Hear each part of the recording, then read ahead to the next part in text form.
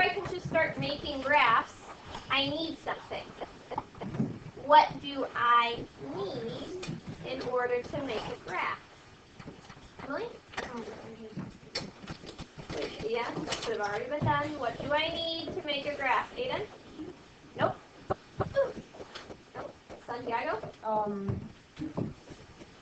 A graph? Before I make a graph. You need a key or stick? Nope. Before that. Gabriella? No, a unit. No. I know. We haven't talked anything about units with graphs. Piper? Before that. Jackson? Data. You need data. Data. Before you make a graph, you need data. Before you make a graph, you need data. Before you make a graph, you need data. I've said it 3 times now, probably because it's important. And your notebook's already open like I asked. Thanks.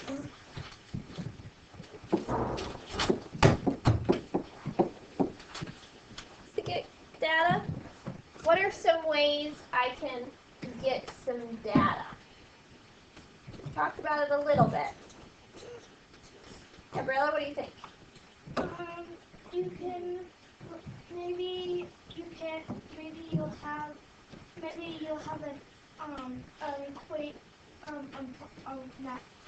a word problem, and it tells you how much how about what we did for homework, how much books third graders what kind of books third graders like. Okay, so you might see it in a T-chart, like you did for homework last night. That looks similar to our key the other day, where it was a chart, and it just told you the number, like this.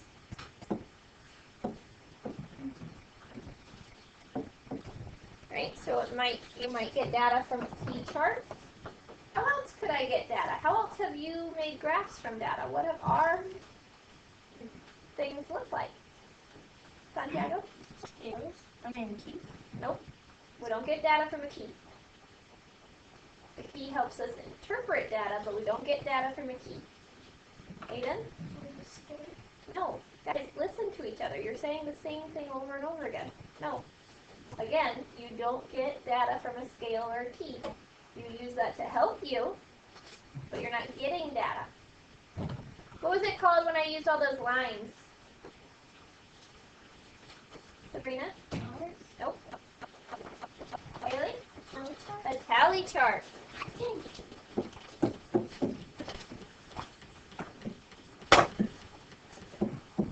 So it looks like this. Tally charts. Notice I'm drawing a picture next to each one, therefore you should be drawing a picture in your notebook as well.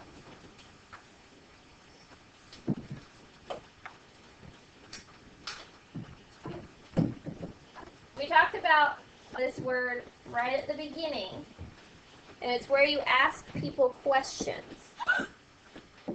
It's called a survey. You remember talking about that word? When you survey people, you ask them questions. Yeah.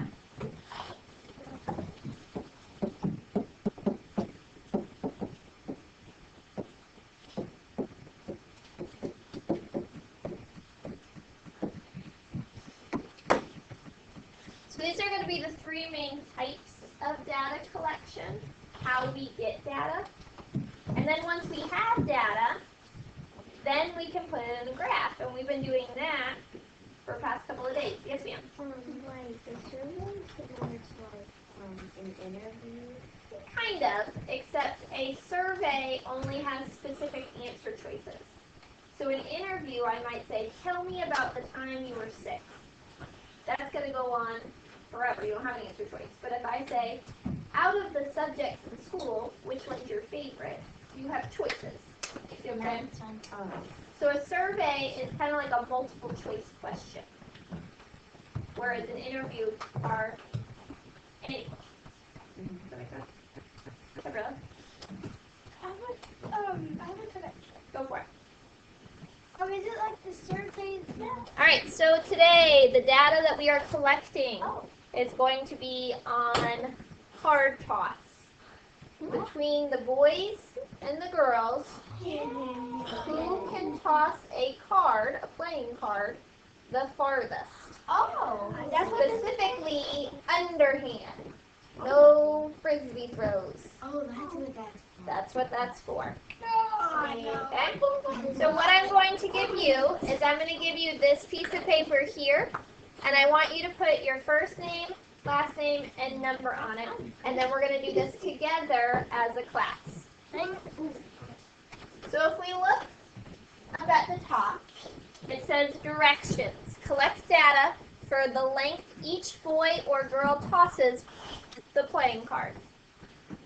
Which type of data collection are we probably going to use? Are we going to do a T-chart, tally chart, or ask questions, aka a survey? Which kind is going to make the most sense for this kind of data collection? Ava? A tally chart. Because if we wrote in the number, we'd have to erase every time someone got a new amount. So a tally chart is what we're going to be doing. Okay? I'm going to call you by table. Each person is still responsible, even when your table's up here, for putting the tally marks down. Okay? Does that make sense? Yeah. What you are going to do, when it's your turn, I'm going to give you a playing card. One.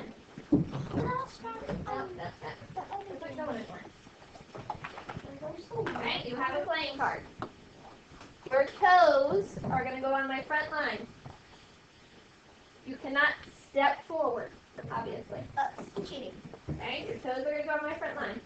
You're going to hold the card in your hand. Underhand, you're going to try and throw it as far as you can. Try. Now, some of my friends up here, can you see what I have made marks at? Can you read what that says? Yeah. No. 1 foot, 2 foot, 3 foot, 4 foot, 5 foot. So the lengths that I have put on the floor are in increments of feet. So I have 1 foot, 2 foot, 3 foot, 4 foot, 5 foot, 6 foot. Okay? Now, obviously, listen to what I'm saying. Obviously, it's not going to perfectly land on an increment every single time. We're going to have to decide which increment it's close to. So if it lands here, that to me looks like it's closer to the 3 feet line than the 2 feet line. Does that make sense? Yeah. So we have to decide which increment it's going to be closest to, and that's how we're going to do it. Okay. Okay. Questions about card toss? Kaylee just went. We need to be in the girl category. Why? Because Kaylee is a girl. At 4 feet, I'm going to put 1 tally mark. All right, Em, grab the card and get going. Come on, girl. Kaylee, go back to your seat. Start your tally chart. Toes on the start line. Underhand and go. 1 foot. Girls. 1 foot. All right, Ava, grab the card and go. What? Back toes up. Oh my god. That was so big. All right, I think we're gonna go 3. 3. All right, Ava is a girl, so we're gonna put it still in the girl column at 3 feet. 1, 2, 3. Eyes on me. 1, 2. Eyes on you. Is there any skill in throwing a playing card? No. No.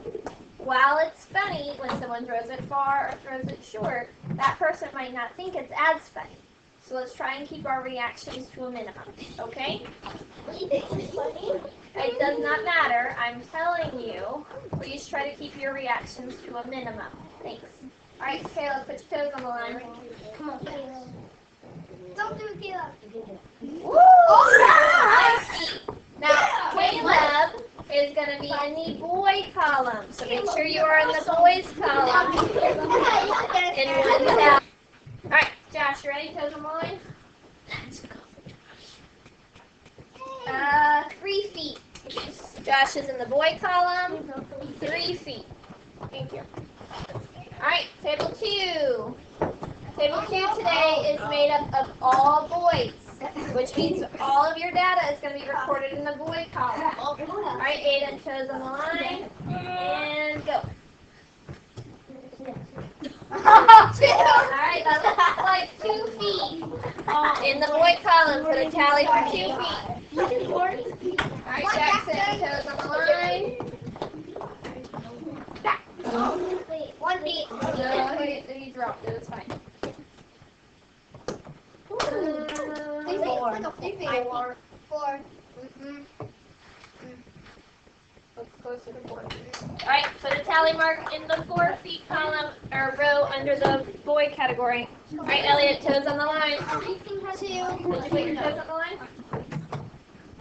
Toes on the line, both toes. There we go. Alright, 4 feet again. Yeah. Good job. Take a moment to make sure your tally chart looks like my tally chart. You're not going anywhere. Alright, table 3, line up. Single file, please. Alright, Gabriella is a girl, so this mark is going to go in the girl column. 3 feet. Hey. Alright, Santiago is a boy, so it's mine. So his data is going to go in the boy column. That looks like 5 feet. Hey. Alright, so by now your data chart, your tally chart, should look like mine. We've gathered some data. We figured out that a tally chart would be the best way to collect this data. Let's look at the next box. It says which length occurred most for the boys, which length occurred most for the girls. Which length occurred most for the boy throwers? 4 and 5. Which length occurred most for the boy throwers? Hayden? 4 and 5. 4 feet and 5 feet. They both occurred 3 times. So it was a tie for the most. 4 feet and 5 feet occurred the most amount of times. What about for the girl throwers? Which length occurred the most frequently? The most. Madeline? 4 feet. 4 feet. Does this make sense? Yeah. Good so far? Alright, so what you are going to do is we're going to put this in a graph. Okay. If you are a boy, you're going to graph the boys. If you are a girl, you're going to graph the girls. Does that make sense? Yes. Okay? Does everybody know what you are graphing? Yes. Yeah. Yes. Alright, turn your paper over. Whoa. Beautiful. Alright, so you are looking at some graph paper. With your pencil, we're going to make our axes. An axis is just the lines in your bar graph. So when it looks like a big L, before you put any bars or anything on it, those are called, thank you, these are called axes. So with your pencil, you're going to trace the one vertically, and then horizontally.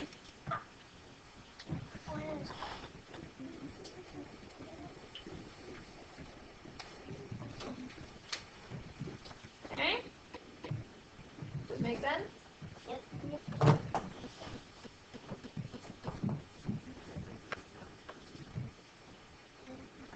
What are our categories, whether you are boy or girl, what are going to be our categories for our bar? Looking at my data, what's going to be my categories? Aiden? 1 foot, 2 foot, 3 foot, 5 foot, 4. Very good. All right, so at the bottom, because I'm going to be making a vertical bar graph, at the bottom, we're going to section off, how about 3 lines? So there's my 1 foot category, so my bars are going to be wide. Here's my 2 foot, 3 foot, 4 foot. I guess 5 foot will be kind of off the paper, that's okay.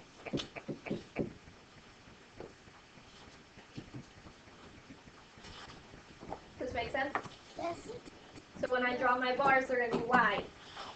They're going to be like this. Wide. Right?